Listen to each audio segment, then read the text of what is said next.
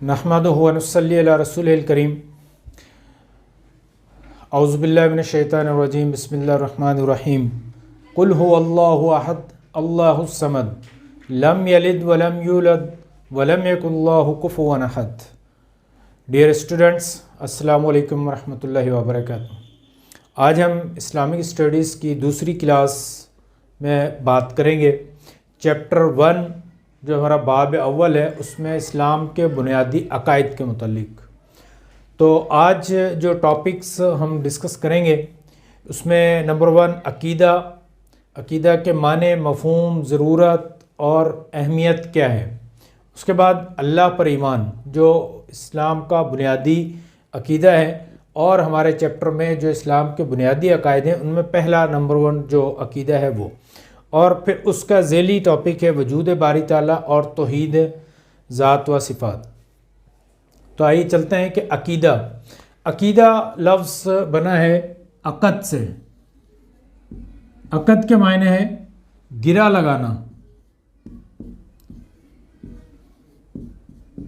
यानी बांध देना, यानी किसी चीज़ को टाई कर देना। तो अकीदा मतलब क्या हुआ कि अक़द यानी गिरा लगाना, अकीदा मतलब किसी चीज़ के साथ अपने आप को बांध लेना। किसके साथ? कि कुछ ऐसे नज़रियात बना लिए जाएं, कुछ ऐसे अकायद बना लिए जाएं, कुछ ऐसे मैनिफेस्टो बना लिया जाए, कुछ ऐसा मंशूर बना लिया जाए, कुछ ऐसी तस्वुरात कायम कर लिए जाएं कि अब जो है वो तमाम ज़िंदगी उसके मुताबिक ज़िंदगी गुजारी जाएगी। उसे कहते हैं अकीदा। और इस अकीदे को जब हम मज़हब में लेकर आते हैं तो ये फिर चंद ऐसे बुनियादी अकायद जो अल्लाह ताला ने कुरान में, हदीस में बयान किए हैं, या दूसरे मज़ाहिब के कुछ बुनियादी अकायद होते हैं, तो हम उसे अकीदा कहते हैं। आम अल्फाज में अगर हम इसको समझें तो आपने सुना होगा सियासी पार्टी के मंशूर होते हैं, मैनिफेस्टो होता है, यानी कि वो पार्टी जीतने के बाद क्या करेगी। जैसे हम पिछले दिनों देखते हैं कि मुस्लिम लीग नून ने ये ऐलान किया था कि हम जीतने के बाद जो है वो मोटरवेज़ बना देंगे। तो पीटीआई की हुकूमत का जो मैनिफेस्टो था वो ये कि रोड रस्तों के बजाय हमें सेहत और तालीम पर तवज्जो देनी चाहिए। ऐसे ही पीपल्स पार्टी का जुल्फ़िकार अली भुट्टो साहब ने जो मैनिफेस्टो दिया था, जो मंशूर दिया था, ये था रोटी, कपड़ा और मकान। तो यानी ये उनका मंशूर ये था कि जब हम जीतेंगे तो इस डगर पर, इस लाइन पर, इस तरीके से इन चीज़ों पर हम काम करेंगे।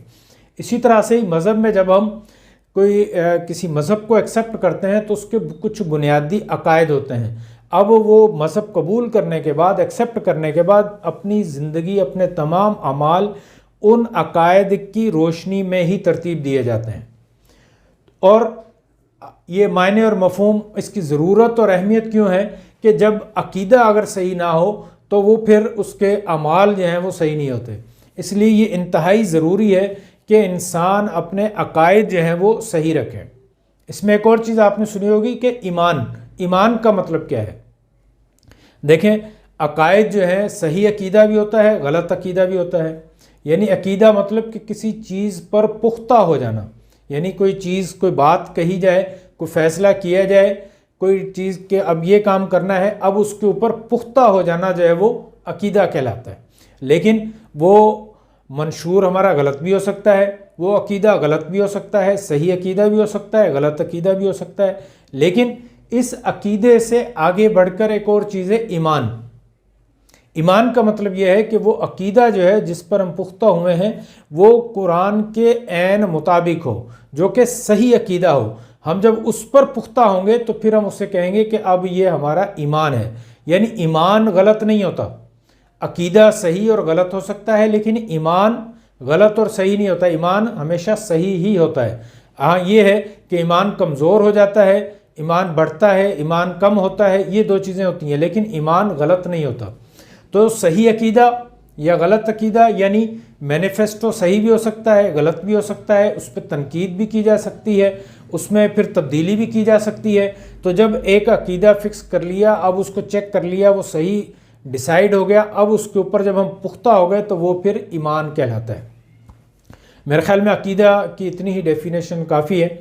जब हम आगे चलेंगे तो फिर इस पर मज़ीद बातें होती रहेंगी।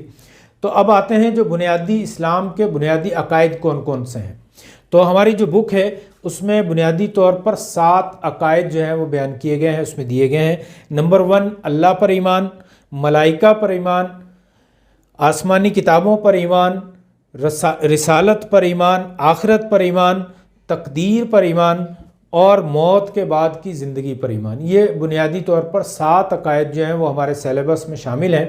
مختلف جو کتابیں ہمیں پڑھائی جاتی ہیں، مختلف ٹیکسٹ بورڈز کی جو بکس ہیں پاکستان میں جو پڑھائی جاتی ہیں، اس میں یہ 7 عقائد جو ہیں وہ شامل ہوتے ہیں۔ تو آج ہم ان میں سے جو فرسٹ نمبر پر ہے اللہ پر ایمان، اس پر بات کریں گے۔ تو سب سے پہلے اللہ پر ایمان کا مطلب کیا ہے؟ توحید۔ توحید وحدت سے نکلا ہے، یعنی ایک اللہ کو ماننا۔ یعنی اللہ کو ماننا مسئلہ نہیں ہے، لوگ اللہ کو مانتے ہیں۔ ہم دیکھیں تو جو مشرکین مکہ تھے، جو نبی صلی اللہ علیہ وسلم کے زمانے میں جو مشرکین تھے، وہ بھی اللہ کو مانتے تھے۔ آج دیکھیں ہندو مذہب والے بھی مانتے ہیں اور عیسائی بھی جو ہے وہ اللہ کو مانتے ہیں، لیکن مسئلہ کیا ہے کہ ایک اللہ کو ماننا، یعنی اللہ کی توحید کو ماننا۔ جیسے ہم کہتے ہیں، ہم کلمہ طیبہ جو پڑھتے ہیں لا الہ الا اللہ، اس لا الہ الا اللہ کا مطلب کیا ہے کہ لا الہ یعنی کوئی معبود نہیں ہے۔ اس کا پہلا جز کوئی معبود نہیں، یعنی سب سے پہلے جو ہے وہ تمام معبود مطلب جس کی عبادت کی جائے، یعنی جس کا کہا مانا جائے، اس کو کوئی ایسا معبود نہیں ہے۔ اس کے بعد پھر الا اللہ، یعنی پہلے تو سب کا انکار کرنا ہے اور پھر اس کے بعد جو ہے وہ ایک اللہ کو ماننا ہے کہ سوائے اللہ کے کوئی معبود نہیں ہے۔ یعنی یہ بالکل اس طرح سے ہے کہ جیسے ہم اپنے گھر میں یا کہیں شفٹ ہونا چاہیں تو سب سے پہلے ہم کیا کرتے ہیں کہ اس گھر کو صاف کرتے ہیں، اس کی صفائی کرتے ہیں، اس میں کاٹ کباڑ سب چیزیں نکال کے اس کو دھو کے صاف کر کے پھر اس کے اندر جو ہے وہ ہم اپنا سامان شفٹ کرتے ہیں۔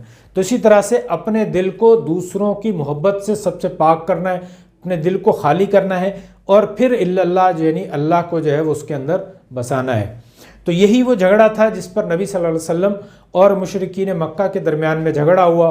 انہوں نے مشرکین مکہ نے، ابو جہل نے اور دوسرے تمام خاندان مکہ کے لوگوں نے نبی صلی اللہ علیہ وسلم پر کئی قاتلانہ وار بھی کیے، دشمنی بھی کی، آپ صلی اللہ علیہ وسلم کو زد و کوب کیا، پریشان بھی کیا، اور بات یہاں تک پہنچی کہ آخر نبی صلی اللہ علیہ وسلم مکہ کو چھوڑ کے مدینہ کی طرف آپ کو جانا پڑا۔ آپ نے گھر بار ہر چیز چھوڑ کر صحابہ کرام کے ساتھ نبی صلی اللہ علیہ وسلم مکہ چھوڑ کے مدینہ کی طرف گئے۔ تو وہ کیوں گئے؟ صرف اس بات پر کہ وہ مشرکین مکہ جو تھے وہ اللہ کو تو مانتے تھے لیکن لا الہ کو نہیں مانتے تھے، یعنی وہ اس بات کا انکار نہیں کرتے تھے کہ اللہ کے سوا کوئی اور معبود نہیں ہے۔ تو سب سے پہلے کیا کرنا ہے کہ لا الہ یعنی ہر قسم کے معبود سے، ہر قسم کی جو دل میں محبت ہے، ہر وہ شخص، ہر وہ بت، ہر وہ ذات جس کی ہم دل میں محبت رکھ کے بیٹھے ہیں، اس کو نکال کے پھر الا اللہ یعنی پھر اس میں اللہ کو جو ہے وہ لے کر آنا ہے، یعنی دل کو پاک کرنا ہے اور پھر الا اللہ یعنی پھر اللہ کو جو ہے وہ دل میں بسانا ہے۔ یہ اللہ پر ایمان یعنی توحید کا بنیادی تقاضا ہے۔ اس میں پھر ہمارا دوسرا ٹاپک ساتھ میں ہی ہے وجود باری تعالیٰ، یعنی مشرکین مکہ اور آج بھی جو کافی لوگ جو ہیں وہ ایسے ہیں کہ جو اللہ کے وجود سے ہی انکار کرتے ہیں، جسے عام زبان میں ایتھیسٹ بھی کہا جاتا ہے۔ اگر دنیا کی آبادی ہم دیکھیں تو تقریباً 7 ارب کے قریب جو ہے وہ دنیا کی آبادی ہے، جس میں 2 ارب کے قریب جو ہے نا 2 ارب سے زیادہ کرسچن آبادی ہے اور 2 ارب سے تھوڑی کم 2.25 ارب کے قریب جو ہے وہ مسلم آبادی ہے، مسلمان ہے۔ اور ان دونوں سے زیادہ جو ہے یعنی سب سے زیادہ آبادی جو ہے وہ ایتھیسٹ کی، جو کہ اللہ کے وجود سے ہی انکار کرتے ہیں، وہ کہتے ہیں کہ اللہ ہے ہی نہیں۔ لیکن اللہ تعالیٰ نے قرآن میں بڑے صاف الفاظ میں اور مثالیں دے کر جو ہے وہ اس کو واضح انداز میں کہا۔ ہماری کتاب میں کچھ آیات ہیں جو وہ انہی آیات کو میں پڑھتا ہوں تاکہ ہم جب کتاب کھولیں تو پھر یہ چیزیں سامنے آ جائیں۔ اللہ تعالیٰ فرماتے ہیں سورہ ملک کے اندر، ما تری فی خلق الرحمن من تفاوت فرج البصر هل تری من فطور، یعنی آپ اس دنیا کو نظر بھر کے دیکھیں، نظریں گھما کر دیکھیں، چل پھر کر دیکھیں، لیکن اس کے اندر کہیں آپ کو کوئی فطور یعنی کوئی کمی نظر نہیں آئے گی، یعنی ایسا نہیں ہے کہ اللہ تعالیٰ نے کہیں پر کوئی کمی چھوڑ دی ہو۔ تو یہ اس رحمان کی یعنی اللہ تعالیٰ کی یہ ایک خاص ترتیب کے ساتھ یہ بنا ہوا یہ سارا سسٹم، یہ کائنات ہے جس میں کوئی کمی نہیں ہے۔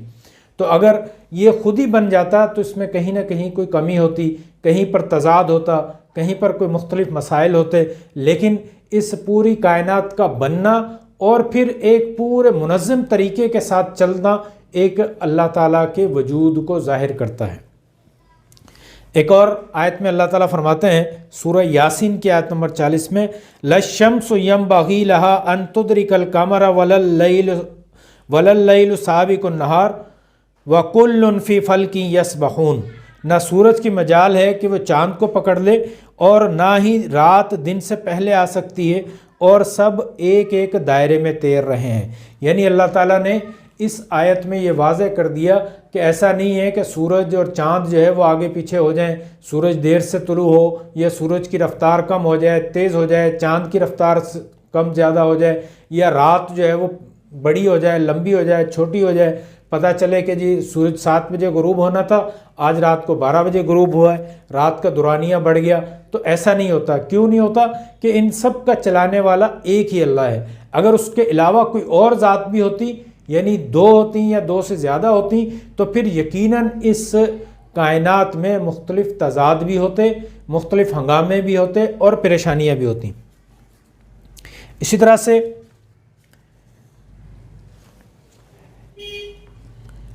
کچھ اور آیتیں بھی ہیں۔ آگے سورہ انبیاء میں اللہ تعالیٰ فرماتے ہیں لَوْ كَانَ فِيهِمَا آلِهَةٌ إِلَّا اللَّهُ لَفَسَدَتَا، اگر ان دونوں یعنی زمین و آسمان کے اللہ کے علاوہ اور معبود ہوتے تو ان دونوں زمین و آسمان میں فساد برپا ہو رہے ہوتے۔ یعنی اللہ تعالیٰ نے بھی اس کو کہا، یعنی یہ سارا نظام جو ہے وہ اس کو چلانے والی کوئی ایک ذات ہے، یعنی ایک تو ذات بھی ہے وہ اکیلی ذات ہے، یعنی ایسا نہیں ہے کہ یہ سارا نظام خود ہی چل رہا ہو۔ اس سورج کو بنانا اور سورج سے زمین کا فاصلہ آپ دیکھیں کہ یہ جو فاصلہ ہے اگر صرف 10,000 کلومیٹر زمین سورج کے اور قریب ہوتی تو یہاں ہر چیز جل چکی ہوتی، اور اگر 10,000 کلومیٹر اور پیچھے ہوتی سورج سے تو ہر چیز یہاں جم چکی ہوتی۔ یعنی اس توازن کو قائم رکھنا، یہ اللہ تعالیٰ نے جو میزان قائم کیا ہے، اس پوری کائنات میں جو میزان قائم کیا ہے وہ صرف اس اللہ تعالیٰ کے وجود کو ظاہر کرتا ہے۔ آپ دیکھیں کہ پورے ایک سسٹم کے تحت پودوں کو دیکھیں، جانوروں کو دیکھیں کہ کس طرح سے پورا نظام چل رہا ہے، انسانوں کو دیکھیں کہ وہ کس طرح سے جو ہے وہ اللہ تعالیٰ نے ان کی پرورش کی، ان کے خاندان بنائے، ان کے قبیلے بنائے۔ یہ ساری چیزیں کیا ظاہر کرتی ہیں کہ ایک ذات جو ہے وہ اس کائنات کو چلا رہی ہے، اور اسی ذات کو جو ہے وہ اللہ تعالیٰ کہا جاتا ہے۔ آگے توحید فی ذات و صفات کے حوالے سے ہم بات کرتے ہیں کہ توحید فی ذات یعنی ذات کے حوالے سے بھی اللہ کی توحید کو قائم کرنا، یعنی ذات کے حوالے سے مطلب کہ صرف اللہ کی ہی عبادت کی جائے۔ ایسا نہ ہو کہ ہاں اللہ کی بھی عبادت کر رہے ہیں اور کسی اور کی بھی عبادت کر رہے ہیں، ایسا نہیں ہونا چاہیے۔ اور صفات کے حوالے سے بھی اس میں توحید کو قائم رکھا جائے۔ جیسے اللہ تعالیٰ فرماتے ہیں کُلُّ شَيْءٍ هَالِكٌ إِلَّا وَجْهَهُ، یعنی ہر ایک چیز اس کی ذات کے سوا فنا ہونے والی ہے۔ یعنی اللہ تعالیٰ کی ذات ایسی ہے کہ جو ہمیشہ سے ہے اور ہمیشہ ہی رہے گی، وہ فنا نہیں ہوگی، باقی تمام چیزیں فنا ہو جائیں گی۔ تو اکیلی اللہ کی ذات جس پورے کائنات کو چلا رہی ہے، تو ہمارا بھی یہ فرض ہے کہ ہم الا اللہ یعنی اللہ کے سوا ہر چیز کو چھوڑ کے صرف اللہ کی ہی عبادت کریں۔ یعنی ایسا نہ ہو کہ ہم کہیں کہ اللہ بھی ہے اور یہ فلاں بزرگ بھی ہیں، فلاں بت بھی ہے، فلاں شخص بھی ہے، اس کی بھی عبادت کر لی جائے تو کیا حرج ہے۔ جو مشرکین مکہ تھے وہ یہی کرتے تھے، وہ کہہ رہے تھے کہ ہم 360 بتوں کو چھوڑ کر ایک اللہ کی پوجا کرنا شروع کر دیں۔ پھر جب انہوں نے دیکھا کہ نبی صلی اللہ علیہ وسلم نہیں مان رہے، تو محمد نہیں مان رہے، تو انہوں نے نبی صلی اللہ علیہ وسلم کے سامنے یہ شرائط رکھی کہ ایسا کرتے ہیں کہ ہم تمہارے خدا کی عبادت کرتے ہیں، ایک اللہ کی بھی عبادت کریں گے، اور تم جو ہے وہ ہمارے بتوں کی بھی عبادت کرو۔ یعنی مل بانٹ کے کام کر لیتے ہیں، کچھ لو اور کچھ دو کے اصول پر۔ لیکن نبی صلی اللہ علیہ وسلم نے اس سے انکار کیا۔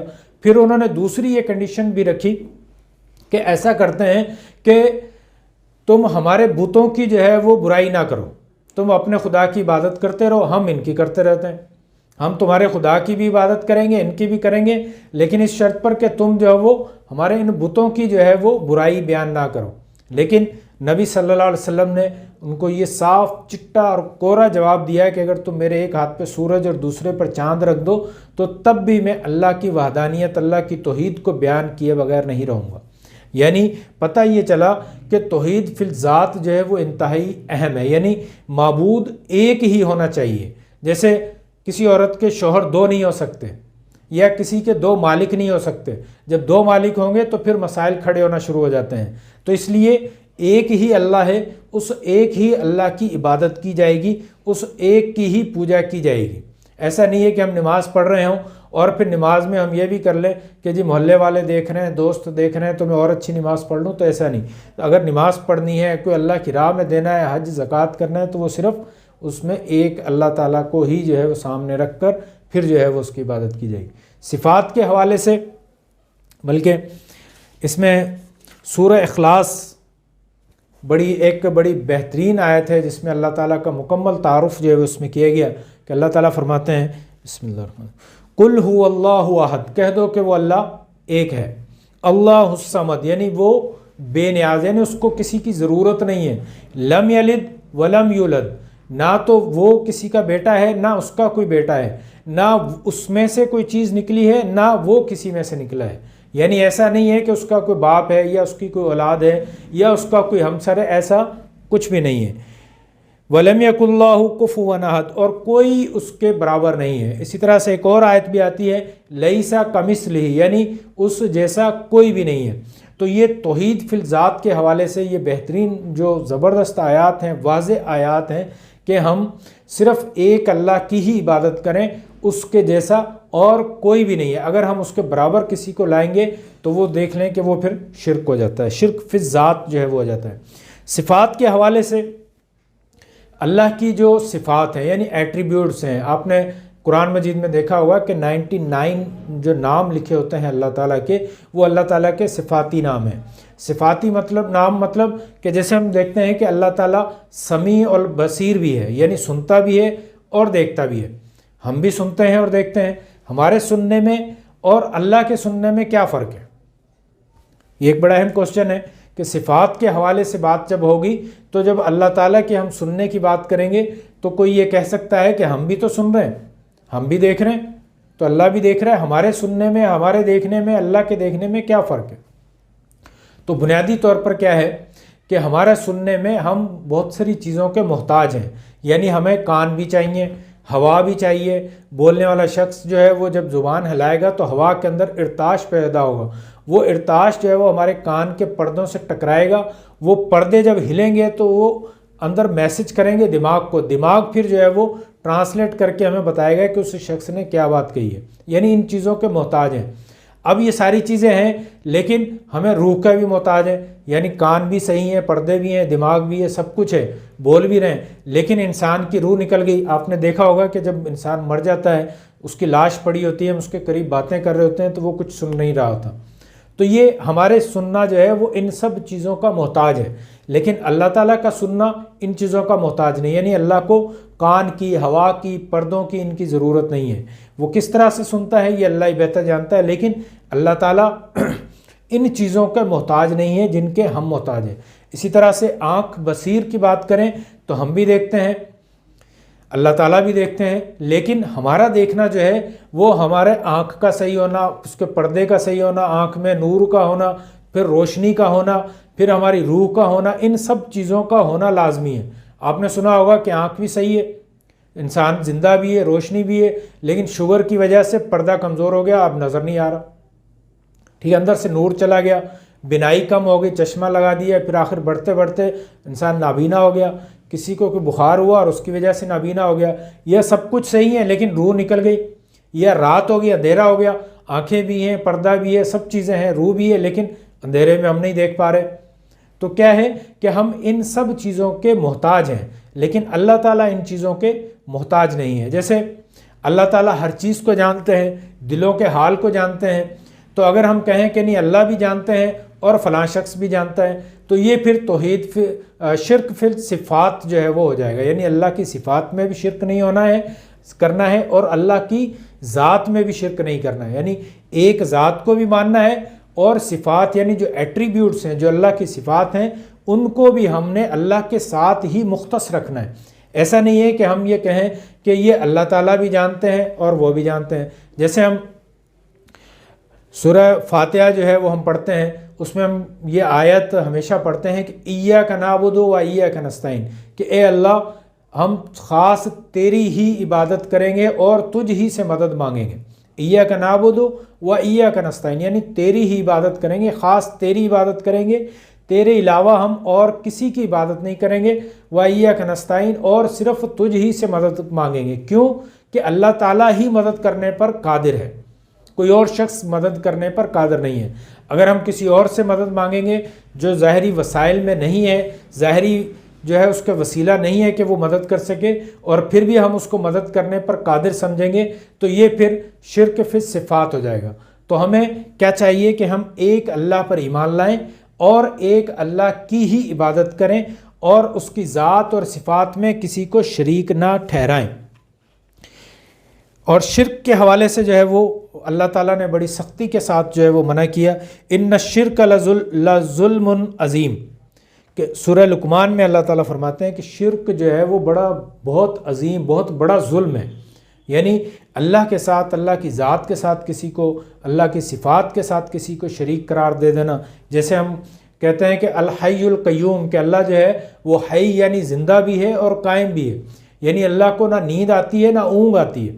اگر ہم یہ کہیں کہ نہیں اللہ کے علاوہ کوئی اور بھی ہے جو ہمیشہ جاگتا ہے، 24 گھنٹے ہماری باتیں سنتا ہے، یا ہم اس کو پکاریں تو وہ ہماری مدد کو آتا ہے، تو وہ ذہن میں رکھ لیں کہ وہ ان الشرک لظلم عظیم، کہ وہ پھر وہ شرک کے اندر آ جائے گا، وہ اللہ کی صفات کے اندر شرک کر رہا ہے۔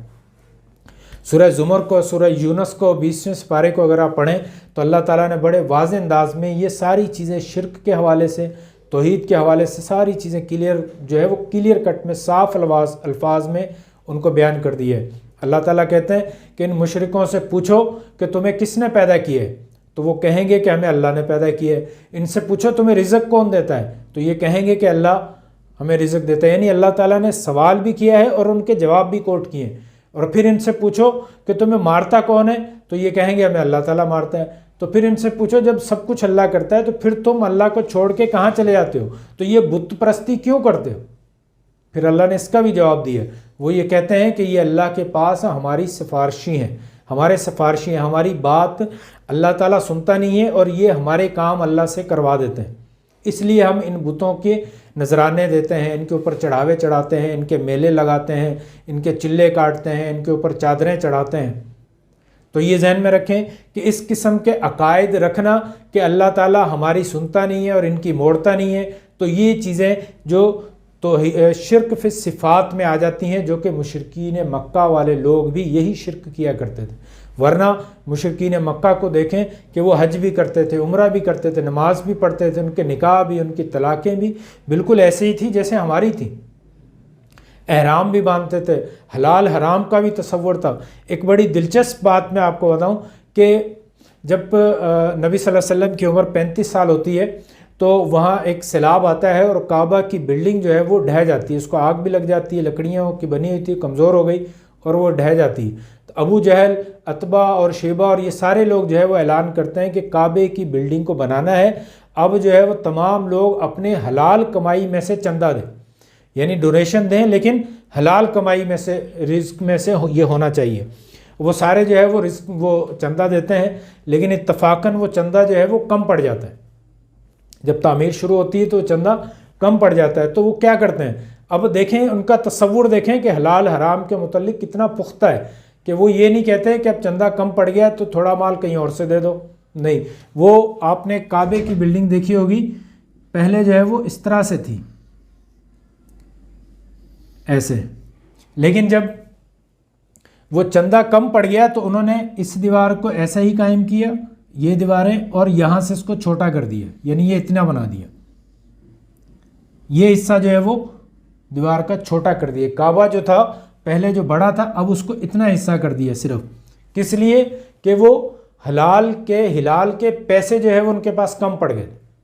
اب آپ نے دیکھا ہوگا کہ کعبے کے گرد جو ہے وہ ایک ہاف رول بنا ہوا ہے اس طرح سے، یہ اس کو کہتے ہیں حتیم۔ حتیم مطلب کہ یہ کعبے کی یہ اندر کا حصہ ہے، پہلے جو ہے وہ دیوار یہاں تک یہ کعبے کے اندر تھا، لیکن جب انہوں نے اپنا چندہ کم ہوا، انہوں نے حلال پیسے ان کے پاس کم ہوئے، تو انہوں نے کعبے کی بلڈنگ کو چھوٹا کرنا گوارا کر لیا، لیکن اس میں حرام کمائی کو نہیں لگایا۔ یعنی کہنا میں یہ چاہ رہا ہوں کہ باقی سب چیزیں ان کے پاس تھیں، یعنی عقائد میں صرف گڑبڑ تھی، لیکن معاملات اور عبادات میں کچھ چھوٹی موٹی چیزیں تھیں جن کو نبی صلی اللہ علیہ وسلم نے صحیح کیا، لیکن سب سے جو مین مسئلہ تھا وہ عقائد میں یہ تھا کہ وہ اللہ کے ساتھ دوسروں کو شریک یعنی دوسروں کو سفارشی بنا رہے تھے۔ یہ اللہ تعالیٰ نے واضح انداز میں قرآن میں بیان کیا ہے۔ تو ہمیں بھی نہ صرف یہ کہ توحید فی ذات پر قائم رہنا ہے، بلکہ توحید فی صفات پر بھی قائم رہنا ہے۔ اگر ہم توحید فی صفات پر قائم نہیں رہتے، یعنی اللہ والی صفات جو ہیں کسی اور میں بھی اس کو تصور کرتے ہیں، کسی اور میں بھی ہیں، چاہے وہ کوئی بزرگ ہی کیوں نہ ہو، کوئی نبی کیوں نہ ہو، کوئی بت کیوں نہ ہو، کوئی لکڑی کا یا پتھر کا بت ہو، کوئی والد یا بڑا ہی کیوں نہ ہو، چاہے وہ میرا پیشوا، کوئی امام یا بزرگ یا مولوی صاحب کوئی بھی کیوں نہ ہو، چاہے وہ ملک کا صدر یا پریزیڈنٹ بھی کیوں نہ ہو، اگر وہ اللہ کی صفات میں نے اس کے اندر تصور کر لی، سمجھ لی، تو یہ ذہن میں رکھیں کہ پھر ہم نے جو ہے وہ شرک کر لیا۔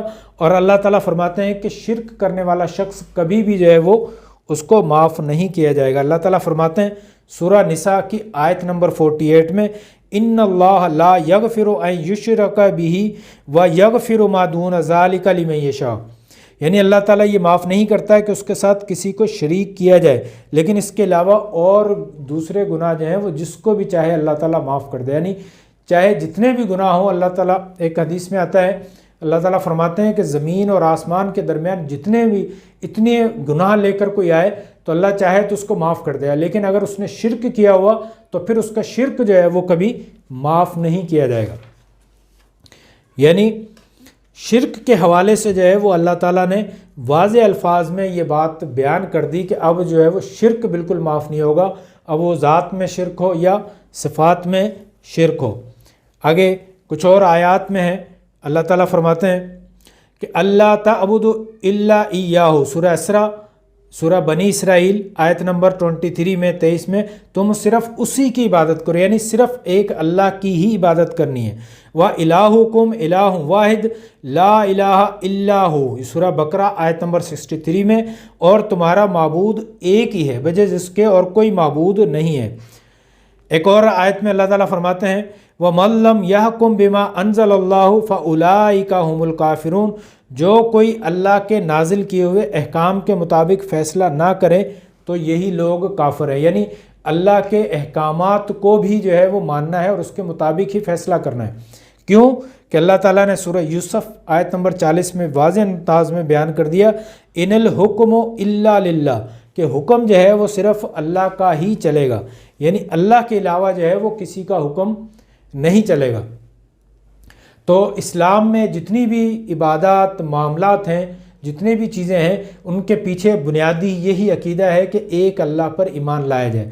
اگر ایمان ہمارا صحیح ہے، عقیدہ ہمارا صحیح ہے، ہم ایک اللہ پر جو ہے وہ ایمان لاتے ہیں اور اسی کے مطابق عمل کرتے ہیں، اس کے احکامات کے مطابق، تو پھر بقیہ جو گناہ ہوں گے تو ہمیں امید ہے کہ اللہ تعالیٰ اس کو معاف فرما دیں گے۔ لیکن اگر شرک ہوتا ہے تو پھر شرک جو ہے وہ کبھی معاف نہیں کیا جائے گا۔ تو آج کا جو سیشن ہے وہ آج ہم یہیں اینڈ کرتے ہیں۔ کل ہم انشاءاللہ اس پر مزید بات کریں گے کہ اس توحید کے جو ہیں وہ ہماری ذات پر کیا اثرات، ہماری زندگی پر کیا اثرات ہوتے ہیں۔ کل کا بڑا اہم ٹاپک ہے کہ توحید کو ماننے سے، عقیدہ توحید سے ہمیں فائدہ کیا ہوتا ہے۔ آج ہم نے بات کی ہے کہ عقیدہ کیا ہے، اور عقیدہ توحید کی ضرورت، اہمیت پر بھی بات کی، اور جو ہے وہ ہم نے توحید فی ذات و صفات پر بھی بات کی، اور شرک پر بھی ہم نے بات کی۔ کل ہم بات کریں گے کہ عقیدہ توحید سے ہماری زندگی پر کیا اثرات پیدا ہوتے ہیں۔ تھینک یو ویری مچ، اپنا خیال رکھیے گا اور اپنے اسٹڈیز پر خصوصی توجہ دیجیے گا۔ یہ چند منٹ کے جو لیکچرز ہیں اس کو ضرور سنیں، 2-3 دفعہ سنیں، اور ہمارے کوسچن پیپرز، یہ ساری چیزیں اسی سے آئیں گی، اور ان چیزوں کو اپنی عملی زندگی میں لے کر آئیں، تبھی جو ہے وہ ان چیزوں کے پڑھنے کا فائدہ ہوگا۔ بہت شکریہ، اپنا خیال رکھیے گا، اپنے دوستوں کا، اور مجھے دعاؤں میں یاد رکھیے گا۔ واللہ اعلم بالصواب، آخر دعوانا الحمدللہ رب العالمین۔ السلام علیکم ورحمۃ اللہ۔